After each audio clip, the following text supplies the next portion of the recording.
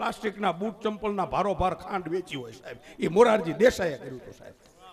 આ સત્ય બોલું છું. પ્લાસ્ટિકના બૂટ ચંપલના ભારોભાર ઓલા દેવી પૂજક ખાંડ દેતા, ખાંડ. આવો જલસો કરાવી દીધેલો. 18 મહિના તો એને રાજ કર્યું, પણ 18 મહિનામાં 18 યુગ જેવું કામ કર્યું. એ ગુજરાતી કરી શકે, બીજાની તાકાત નહીં સાહેબ. એક ગુજરાતી પાવરફુલ હોય. હવે પછી એવું લાગે છે કદાચ પાછું થાય તો ના, નહીં.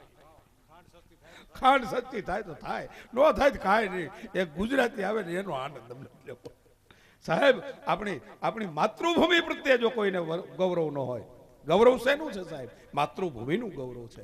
બે વાત હંમેશા યાદ રાખવી, એક જનેતા, બીજી જન્મભૂમિ અને ત્રીજી માતૃભાષા. આ ત્રણનું ગૌરવ જે લઈ શકતો નથી ને એને માણસ કહેવરાવાનો અધિકાર નથી સાહેબ. જે પોતાની જનેતાને માનતો નથી, પોતાની જન્મભૂમિને સ્વીકારતો નથી અને પોતાની માતૃભાષાને સ્વીકારતો નથી, આને માણસ કહેવાનો અધિકાર નથી. માતૃભાષા ભૂલી જવાય. જો કે અત્યારે ઇંગ્લિશનો બહુ વાયરો છે, ઇંગ્લિશ મીડિયમ. છોકરાને હજી તો 2 વર્ષનું ન થયું તો ઇંગ્લિશ મીડિયમ કેજીમાં ભણે અમારો દીકરો. હા, અમારો દીકરો મને સમજાતું જ નથી આ કેજી ફીજી શું છે શીખ. કારણ કે અમે તો ભણ્યા ટાંઠા જેવડા થયા ત્યારે ભણવા બેઠા. બોલો, એક જીવ આવે એ ગમે થોડુંક આપણને. બોલો, હું તો 8 વર્ષનો થયો ત્યારે ભણવા બેઠો, એસએસસીમાં આવ્યો ને ત્યારે પૂછીને આંકડા ચલાવેલા. બોલો, એમાં ભણાવવાવાળી માસ્તરાણીઓ બીતી અમારાથી. બોલો કે અમારા દીકરા આંકડા ચડાવી બેઠા છે ભણવા, એવું હતું. બોલો, હા, અને અમારા જમાનામાં તો ભણતરે બીજી ભાઈના હતા. અત્યારે તમારા જેવું નહીં. આ અત્યારના છોકરાઓ જે ભણવા જાય કેવા આમ કોટ પેન્ટ શૂટ ટાઈ બાય આમ ખડેક ધમ જતા હોય જાણે મિલિટરીની સેના નીકળી. હે, પહેલાંના જમાનામાં આવા અહીંયા ઘણા વડીલો બેઠા છે અને આવા ડ્રેસ ભાડ્યા હતા. આ નિશાલના આવા ડ્રેસ ક્યાં હતા? અમને તો સરકાર તરફથી મળતા વાદળી ચડીને ધોળો બુસ્કોટ ખાદીના. અને માપ કોણ લે? મારો બાપ. માસ્તર વીટો મારીને આમ ઘા કરે, જેના ખોળામાં પડે એના. મારા ખોળામાં જે ચડી બુસ્કોટ આવેલા, બીજી ભાંજ ચડી આવેલી ઢીસણથી હેઠે. આ ઓલી દીકરીઓ પહેરે ને કેપરી, પેલી કેપરી મેં પહેરેલી. મારા આમ કેપરીની શોધ જ મારાથી થઈ. ખાદીની, વાદળી ખાદીની કેપરી ઢીસણથી હેઠે. હો, કેડેથી મારી દીકરી ઢીલી. હવે અહીંયા ક્યાં પટ્ટા હતા? હુતળી બાંધતો. ઇલાસ્ટિક ચા બળ્યા હતા, પૂતળી બાંધતો.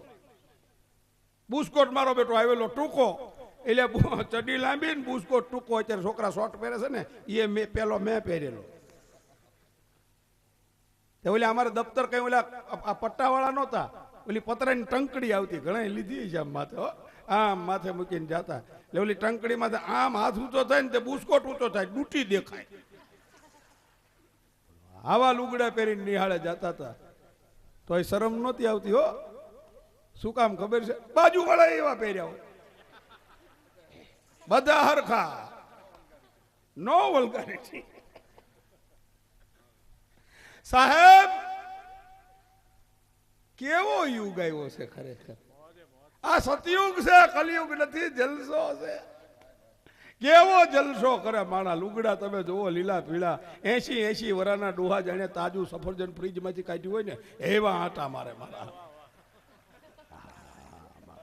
તાજા સફરજન જેવા હોય. 80 ના. હિન્દુભાઈ મેં પૂછ્યું કેટલા? મને કે 52. મેં કીધું 50 ના લાગો તો 50. મારા ખરેખર આ યુગ સારો છે, સતયુગ છે આ. 40 વર્ષે તો દાંતમાંથી દાંત વ્યાઈ ગયા હોય, બધા મોઢામાંથી દાંત બોખલી જેવું મોઢું થઈ ગયું હોય, પાક થોંક ઉઠતા હોય, બોલે તો એ માંદા પડે તેથી સફરજન કે કંઈક શીખવું, કેળા કેવું કંઈક આવતું, માંદા પડે તારે. અત્યારે તો દેવી પૂજકના ઝૂંપડામાં ફ્રીજ થઈ ગયા. માલિકોર ખોલો તાતો હે ને, આ સુકો મેવો બધા ભાઈના ફ્રૂટ પડ્યા હોય. કેવો જમાનો. હાવ હાચું કહું છું. બોલો, આટલો હારો આ એક મોબાઈલના બટકાએ કેટલી ક્રાંતિ સર્જી સાહેબ, કેટલી ક્રાંતિ. એક મોબાઈલ અહીં લગાડો તો ઓબામા ઉપાડે. બોલો, હે, કેવો પાવર, કેટલો તમે વિચાર તો કરો. ઓબામા સુધી સીધી એક સેકન્ડમાં. બોલો, નકર 24 કલાકનો ફેર. અહીંયા રાત હોય ત્યાં દી હોય. એટલી અને 1 મિનિટમાં તમે વાત કરો. હું તો કહું છું કે આ મોબાઈલ જો રામાયણ વખતે હોત ને, એક મોબાઈલ જો રામ પાસે હોત તો સીતાનું હરણ ન થાત. સમજાય તો અમુક વાત તો સમજાય એની મજા છે. કેવો યુગ છે સાહેબ, એટલે આને સતયુગ કીધો. આજ આટલી અમારી માતાઓ બહેનો દીકરીઓ બેઠા છે, આવો સમજદાર વર્ગ સામે બેઠો છે અને શ્રીમદ ભાગવત જ્ઞાન યજ્ઞનું આ સ્ટેજ છે. ત્યારે એક એવી નાનકડી દીકરી બેન મિત્તલ ગઢવી બહુ સારું ગાય છે, સુરીલું ગાયું છે. તો આપણે વિનંતી કરી મિત્તલબેનને આવે, એને મોજ આવે અને તમને મોજ આવે એવા ગીતોના ફૂલડા લઈ આપની સામે મિત્તલ ગઢવી એકવાર જોરદાર તાલીથી આપ વધાવી લેશો. મિત્તલ હાલમાં તો છે જ અને પાછા આવતી સંસદના પણ ઉમેદવાર એવા નારાયણભાઈ કાછડિયાનું અમે સ્વાગત કરીએ છીએ. પધારો પધારો.